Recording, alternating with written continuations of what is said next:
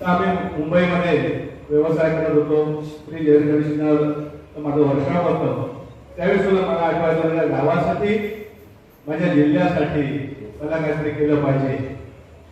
आणि मी ॲक्च्युली जसं बघायला गेलं तर मेकॅनिकल लेवलचा माणूस आहे, पण त्यावेळी मला अध्यात्माची ओढ लागली आणि त्या अध्यात्माची सुरुवात राणे सरांच्या एका पुस्तकामधून ते टेंबे स्वामींचं जे आत्मचरित्र त्यांनी संकलित केलं होतं.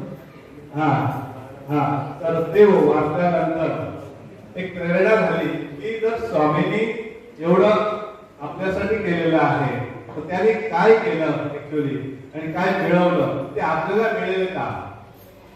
त्यांनी कितीतरी कष्ट घेऊन तपश्चर्या म्हणजे मिळवलं, त्याने तो कुंडलिनी योग मिळवला, तो योग आपल्याला मिळेल का याची मला उत्सुकता होती आणि मला त्याच्यात आवड होती. आणि तुम्हाला सांगतो की शकत होता, आता त्यांनी 10 वर्ष शकणार नाही. ही आजच्या शिक्षणाची परिस्थिती झालेली आहे. पाहिजे बघा तुम्ही, कारण पाठांतर केलं, पाठांतर कोणत्या स्वरूपाचं नाही, इंग्रजी म्हटलं त्यात